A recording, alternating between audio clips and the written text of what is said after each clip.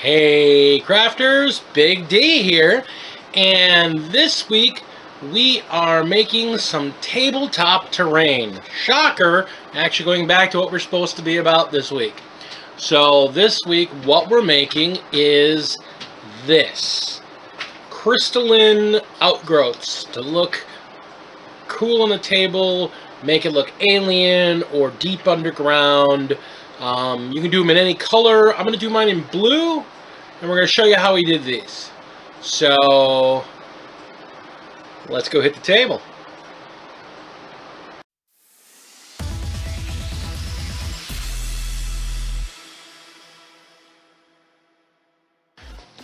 All right, crafters. So one of the reasons I'm really looking forward to doing this project is this is designed for all that scrap foam I'm constantly telling you to keep hang on to.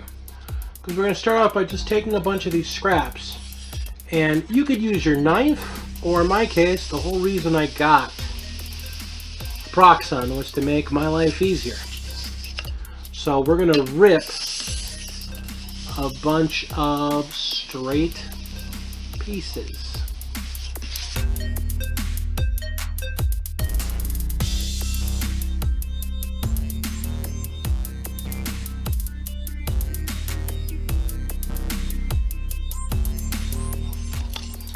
And you want to make sure you vary your widths. So I did a bunch at 1.5 centimeters. I'm going to do a few pieces right at 2 centimeters.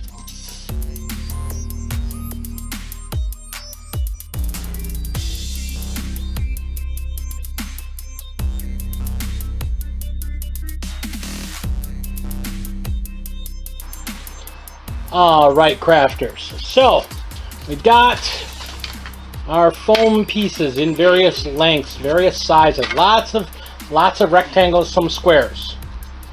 Now I'm going to show you, after you've got your squares, your rectangles, whatever you want to call them, you're going to want to chamfer those corners off. You're going to want to make these more crystalline shaped.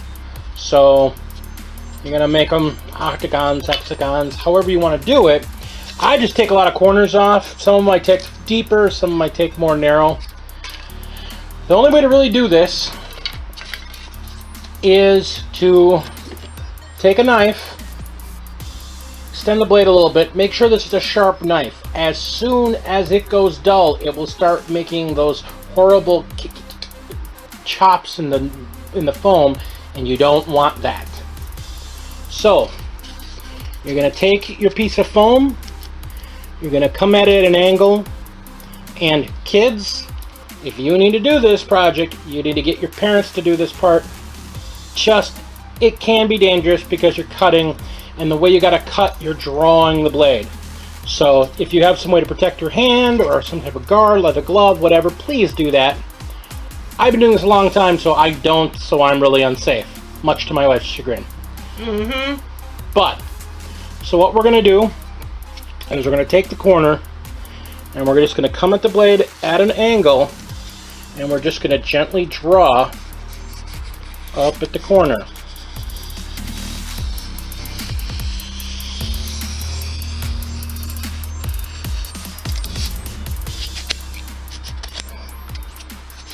And you're just going to take off that corner. And you're going to do the same thing to every edge. You don't need to take them all off identical. You don't need to take them off at perfect angles. We want these to look natural, so you don't want them to be perfect. But you do want to take off that sharp squareness. Alright, so now you have all your stuff to do. I would say this is something fun to do while you're watching TV, but you're not going to watch it because you have to literally watch every moment work with the knife. So throw on your headphones, listen to some music, and spend an evening. You're going to make a big mess. Clean it up as you go, because you're going to need a lot of this stuff. If you're doing a table's worth of stuff, like we said, we're going to do 6 small, 4 large, and 1 really big. You're doing about a 1/4 sheet worth of foam. So go through your scraps, make your pieces and then start chamfering off those corners. When you got them all done, come on back and I'll show you the next step. Alright, crafters. So now we have a gigantic pile of foam shapes.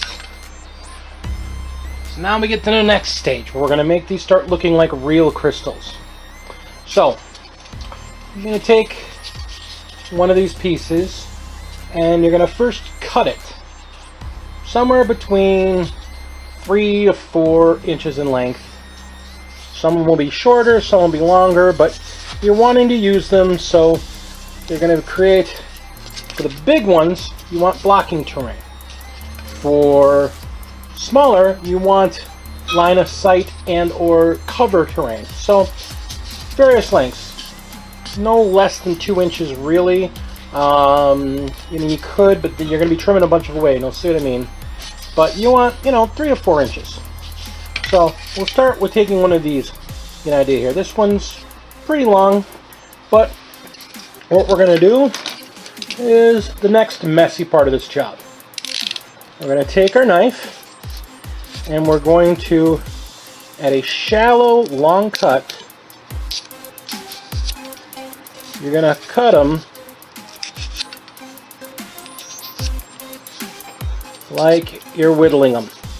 They don't have to be sharp topped. You may even trim that off in some cases. But basically you're wanting to give them tops to make them look like they're, again, crystals that have grown.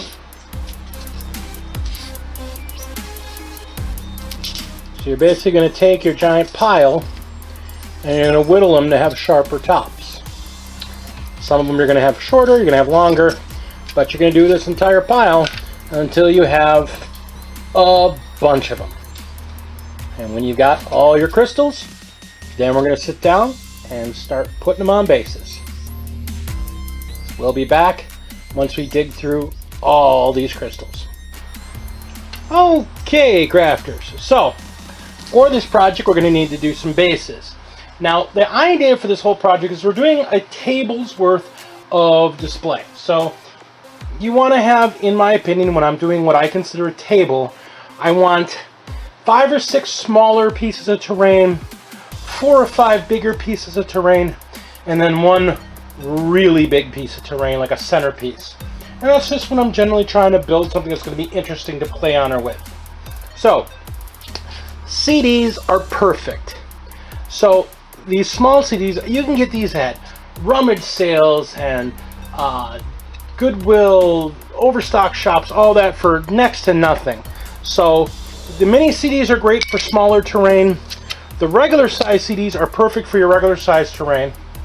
And then you want to take 2 of them and put them together. And I'll often sandwich them with a 3rd CD to make a larger piece of terrain base. Now the reason I like CDs, they're hard plastic, they're not going to fall apart on you, and once you put a good coat of Krylon or any other sort of plastic adhering primer on them, they are perfect for glue. They take paint, they take glue, they take everything. They're wonderful. So it's just a matter of prepping them. So for little ones, you just want to take your primer, you want to take your plastic based primer, and you want to spray them. And you want to spray both sides. If you put it on the back side, it's not going to skip as much, you're not going to skid as much. And if you look at a CD, the side that's the silver, you'll feel there's a ridge there. So you don't really want that down on the table. You want the completely smooth side. So this is the side you're going to be working on. So you just want to prime the back side, let them dry, flip them over, and prime the fronts. You're going to want to do the same with your single CD. So if you can get these, like I said, you want to do about 6 of these, you want to do about 4 this size, and then we're going to do 1 double size one. If you can't get CDs, you can't get the mini ones especially, a piece of plastic, a piece of plastic box or packaging. I get meat, lunch meat for my lunches, in these containers. You just cut a piece the size you want, and again, spray both sides. You can use foam board. You can use whatever you like. I'm just using CDs because I've used them for years and I love the way they work. So that being said, we're going to show you how to make a double-sized big base using super glue and baking soda to basically weld these CDs together. So what we're going to do, we're going to take these two CDs, these are going to be the bottom, and we're going to flip them face down. And we're just going to put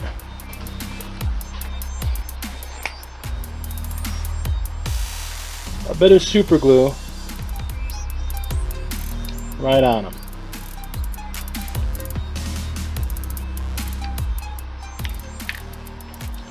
Then we're going to take our third CD and we're going to, not over the super glue, just put a light dusting of baking soda on the underside. Just a light dusting. And that way when you flip it over and put it on the glue, there should be a chemical reaction. They pretty much auto bond. Then, just to make sure everything sticks, you're just going to run a little bit more super glue along the edge of the seam.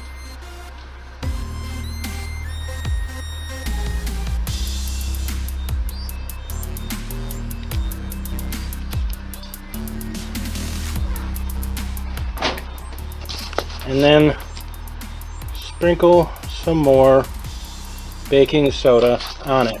Now be careful that you're not got your face in front of this, because this will create some fumes and it will be a little stinky and it can burn your eyes a little bit if you're into it close. So just be careful. Now you notice I didn't center this one over it. There's a reason why. I want that little hole in the middle there. So again, I can run a little glue in there and then run some powder in there. Now the cool thing is,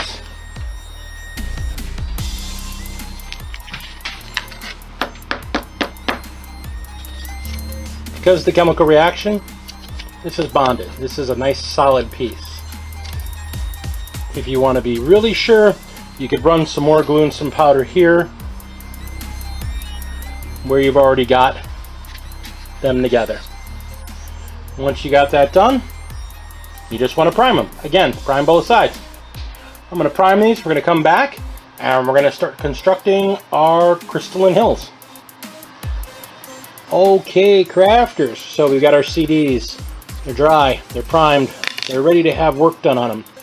So what we're going to do now is we're going to put a base on here to stick our foam crystals on. So again, we're going to go into our scrap box. I'm going to grab a piece. This is a piece I was turning into a circle, and I've used it to prime figures, and I just cut the corners a little bit so it's about, into this size. So now what we're going to do is we're going to take it and we're just going to take this corners off.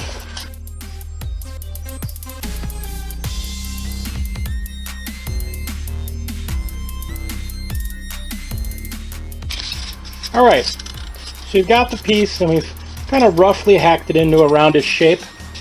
We're now going to take hot glue on low temp, run a ring around the outside edge, and adhere it to the base. I'm going to let this cool. I've got a couple more that I've prepped just so you can see the next step. So now we've got the same thing here. Now what we're going to do is we're just going to kind of sand it, just to smooth it out.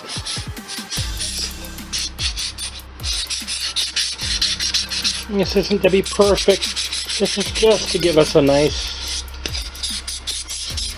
working base.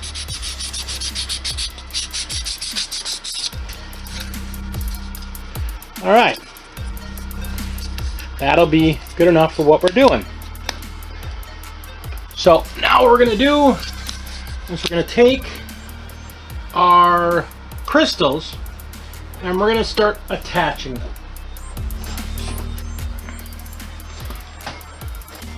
Now this is almost purely a strictly artistic measure. You just want to kind of grab a handful of your crystals, kind of gauge them out.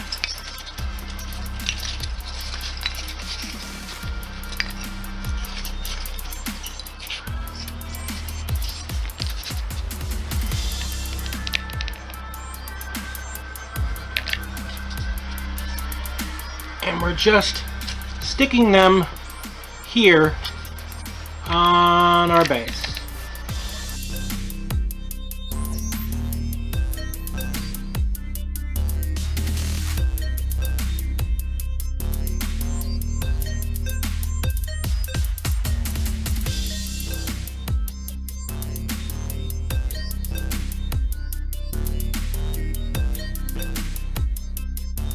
And when you think your piece looks the way you want it, you're there. You got your crystalline structure.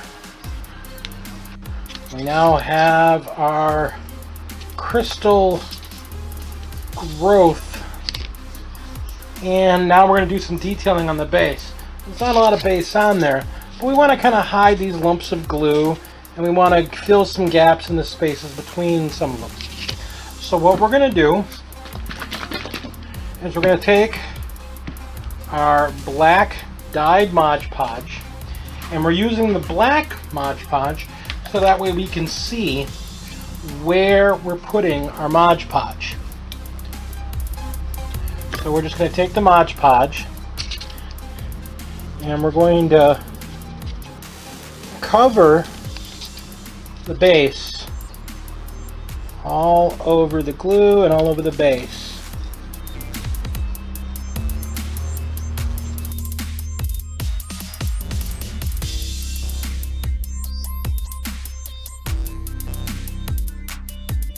Now we're going to take it and we're going to put it in a container of some sort, and we're going to use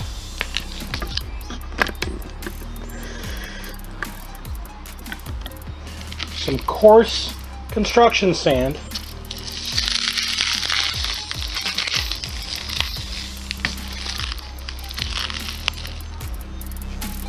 We're just going to pour it on there, and that's going to cover up the bottom of the base.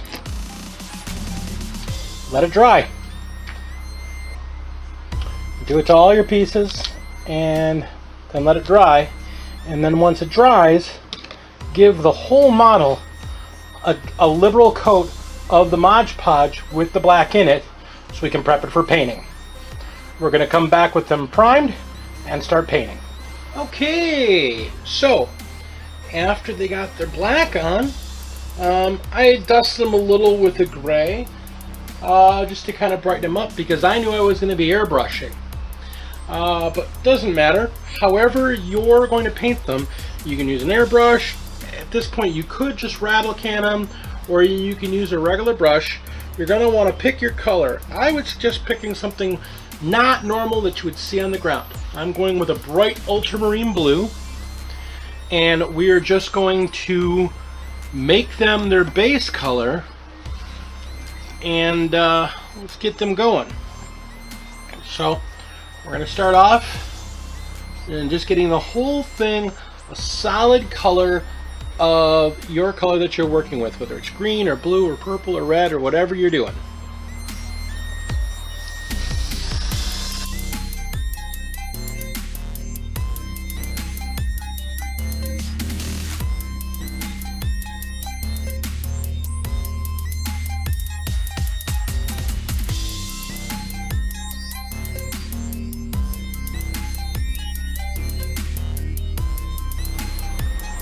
Alright, so as you can see here, folks, we got a bit to go, but you want to get it so it's a nice solid cover of the color you're going to be working with.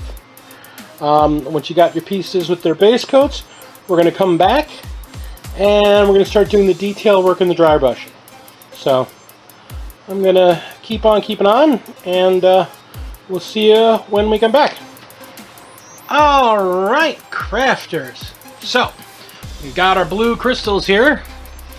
And they're nice and blue, nice and dark and full. And now we're going to do the first layer of dry brushing. So you're going to get yourself, however you normally dry brush, it's fine.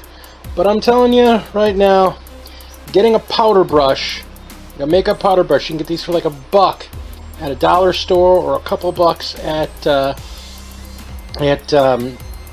Walmart or whatnot. They're cheap, they're easy, and they're perfect. They're real big, broad strokes. So we're gonna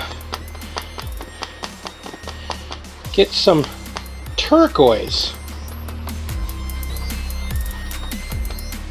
And then just like you would normally with dry brushing, you take most of it off. And for this first layer of the blue, we're just going to be really aggressive.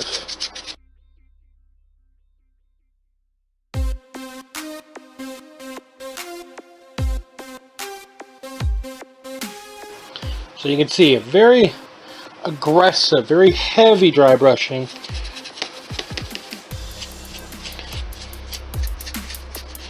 We really want to accentuate that pale blue. So go ahead and do this to all the pieces, and then we're going to come back with some white and an even finer dry brush. So we'll come back. So our dark blue is done, our light blue dry brushing is all done. So the last thing we're going to do is just a very pale white highlighting, also dry brushing, but we're going to do this very minorly. We're basically just going to nick at some of the upper edges.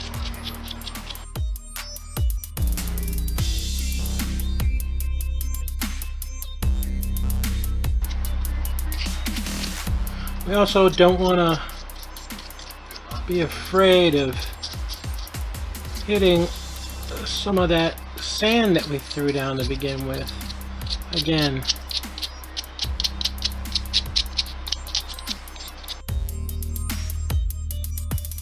and we're going to come back to a table of these, set up, and see how they look with minis.